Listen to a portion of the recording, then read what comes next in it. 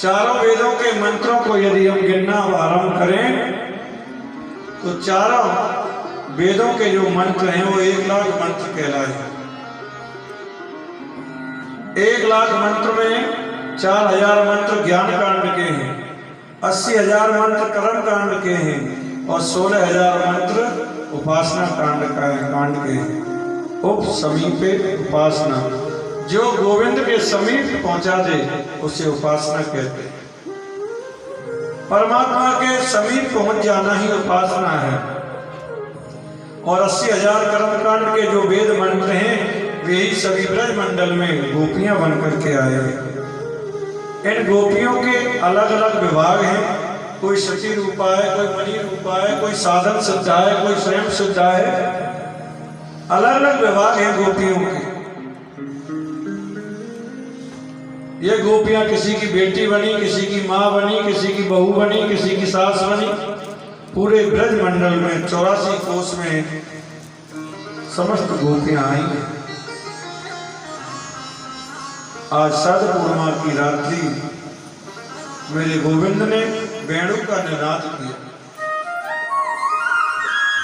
चंद्रमा की चांदनी खिली हुई है, मेरे कन्हैया यमुना के किनारे चले गए। कल कल निनादनी यमुना के तट पर जाकर के शरद पूर्णिमा की रात्रि में चंद्रमा प्रवृत्त हो रहा है और मेरे गोविंद ने बांसुरी का निनाद किया। जैसे ही बंसी का निनाद हुआ तो गोपियों को लगा गोविंद हमें बुला रहे हैं, हमको बुला रहे हैं। कन्हैया ने जैसे ही बंसी बजाई 84 कोस ब्रज मंडल में जितनी गोपियां हैं सब दौड़ी। कोई गोपी अपने पति को भोजन करा रही थी, सब्जी रखी रोटी दी नहीं, बंसी सुनी भागी। एक गोपी अपने बच्चे को दूध पिला रही थी, जैसे ही बंसी सुनी बच्चे को पटका भागी। एक गोपी स्नान कर रही है और स्नान करते ही जैसे ही बंसी सुनी गीले वस्त्रों से भागी। कृष्ण एक, मुरली है एक और गोपी है अनेक। जैसे गोविंद की मुरली का निनाद हुआ महाराज, सब गोपियों को ऐसा लगता है कि मेरे हमारा नाम पुकार रहे हैं, हमारा नाम पुकार रहे हैं।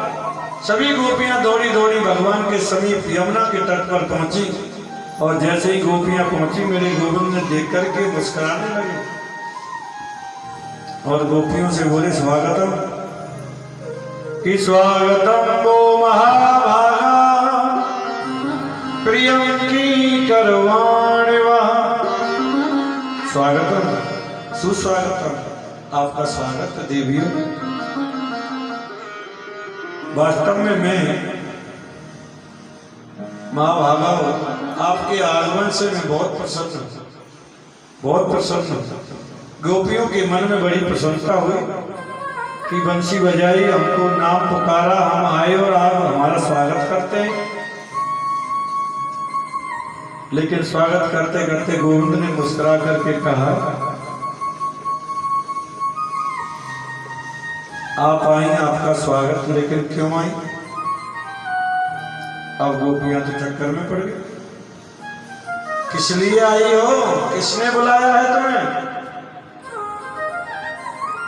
अब गोपियां नीचे को सिर करके यमुना जी के बालुका को अपने अंगूठे से ऐसे कुरेद रही है।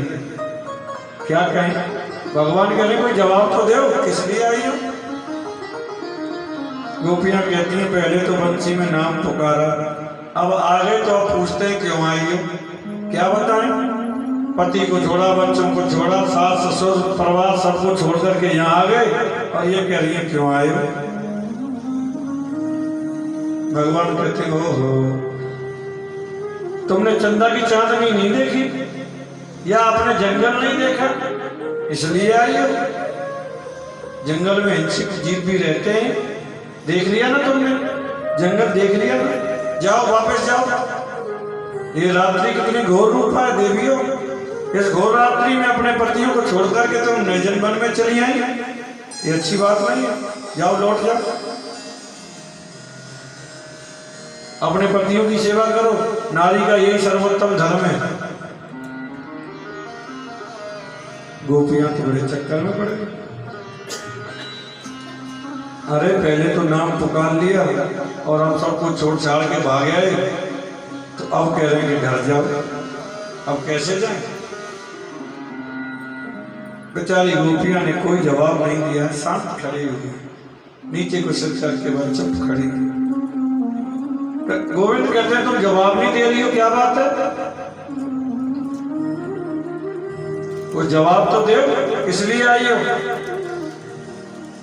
बड़ा सुंदर यमुना का किनारा है, सुंदर बने हैं, कैसी चंदा की चांदनी खिल रही है, यमुना की बालुका कैसे मोतियों की तरह चमक रही है। अब जाओ, अपने घर जाओ और अपने बच्चों के, अपने पतियों की सेवा करो। सब छोड़ के चले आई यहाँ पर, जाओ लौट जाओ। इसका मतलब क्या हुआ? सुखदेव जी कहते हैं राजन, पहले तो परमात्मा जीव को बुलाते हैं और जीव जब पास में आ जाता है ना, तो भगवान धो पीट के देखते कच्चा है कि पक्का है, कच्चा है कि पक्का है। एक बार नारद जी विचरण करते हुए जा रहे थे, तो रास्ते में कोई भिखारी मिल गई। नारद जी को बड़ी दया आई, उसको पूछा कब से मांग रहे हो? बोले महाराज 40 साल हो गए। बोले तुम्हारा पेट नहीं भरता? बोले मिलता ही नहीं है, पेट कहां से भरेगा? नारद जी को बड़ी कृपा हुई। अच्छा चलो आज तुम्हारी ये दुख दूर कर देता हूं। नारद जी प्रसन्न हो गए और नारद जी ने पत्र लिखा कुबेर को कि मैं भिखारी भेज रहा हूं, इसके कमंडलू में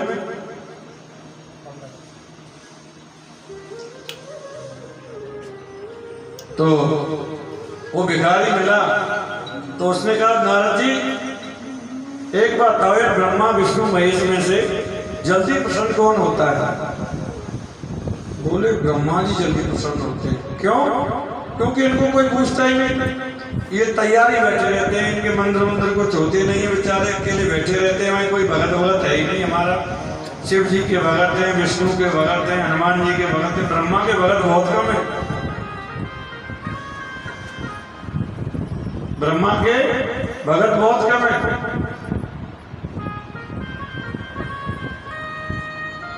तो ब्रह्मा जी जल्दी प्रसन्न हो जाएंगे। अच्छा तो पुष्कर में गया, ब्रह्मा जी का मंत्र एक ही जगह पुष्कर में गया और जाकर के ब्रह्मणे नमः ब्रह्मणे नमः ब्रह्मणे नमः। महाराज 3 महीने तपस्या की। जब 3 महीने तपस्या की तो ब्रह्मा जी आ गए। अरे भगत भगत भगत बस मैं प्रसन्न हो गया, वर मांगो। भगत कहता है महाराज मुझे कुछ नहीं चाहिए, आपके दर्शन हो गए, और क्या चाहिए? बोले तुम क्या समझते हो शिव जी वर देते हैं, विष्णु वर देते हैं, अपन भी विधाता है ऐसी समझ रखा है क्या? और 3 महीने तुमने तपस्या किया, 3 बार मांग लो। अब कलयुग का भगत कितनी छूट मिल जाए महाराज? मान की नहीं मुझे कुछ नहीं चाहिए भगवान, आपके दर्शन हो गए बस, और क्या चाहिए? नहीं तू मांग ले बस। अब कलयुग का भगत मान की अब तुम कह रहे तो मांग लो। हाँ मांगो। तो ऐसा करो पहला बार ये दे दो, मेरा बंगला बन जाएगा। अब देवता तो वचन के पक्के होते हैं, ब्रह्मा जी ने तथास्तु किया। और दूसरा बार ये दे दो मेरी शादी हो, और तीसरा बार ये दे दो जब चाहो तब 3 और मांगो। अरे ब्रह्मा जी फंस गए। अब तो महाराज ब्रह्मा जी तथास्तु करके वर दे करके चले गए। बहुत बढ़िया बंगला बना था एकदम, शादी हो गई।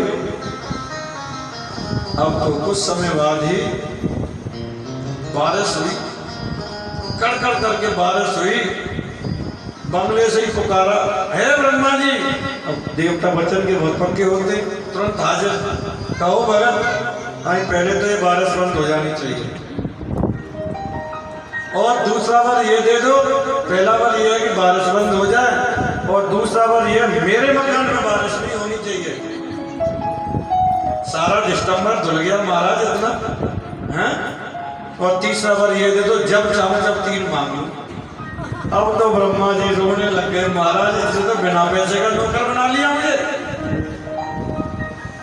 हैं। ब्रह्मा जी वर दे के चले गए, दवाई दवाई कराई, और बारिश हुई, खांसी जुकाम हो गए।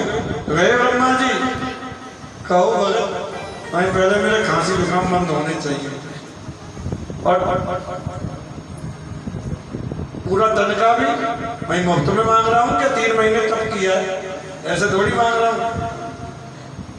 पहले तो ये मेरा खांसी जुकाम बंद हो जाए, मेरे कभी खांसी जुकाम नहीं होना चाहिए। और तीसरा बार ये है कि फिर जब चाहूँ तब 3 मांगूंगा। ब्रह्मा जी फंस गए। ब्रह्मा जी कहते हैं कि ये तो ऐसे ढंग से वो मांगता है, मैं कुछ बोल ही नहीं पाता, मौका ही नहीं देता बीच में बोलने का। अब तो बड़ा परेशान हो गया। भगवान विष्णु के पास में पहुंचा, भगवान मेरी रक्षा करो, क्या हुआ? बोले महाराज एक कलियुगी भगत ने फंसा लिया मुझे चक्कर में। भगवान कहते हैं अरे ब्रह्मा जी ये कलियुगी भगत बहुत चतुर है, 1.25 रुपया चढ़ा के 1.25 करोड़ मांगते। हाँ सावधान रहा, ठोक पीट के देख लिया करो। बोले महाराज अब मेरी जान छुड़ाओ कैसे? भगवान ने सरस्वती देवी को भेजा, जाओ भक्त की जिब्या पे बैठ जाओ। सरस्वती देवी आई, भगत ने कहा हे ब्रह्मा जी भाई कहो। भाई पहले तो वर ये दे दो कि मेरे भक्ति में मन लग जाए, दूसरा बार ये दे दो कि मुझे संसार से बैराग हो जाए, और तीसरा बार ये दे दो महाराज मेरी मुक्ति हो जाए। ब्रह्मा जी बोले तेरा राम भला करे भैया, तू मुक्ति ले जा, भक्ति मेरा नहीं जाता। इसे कहते हैं मल भक्ति, मांगने वाली।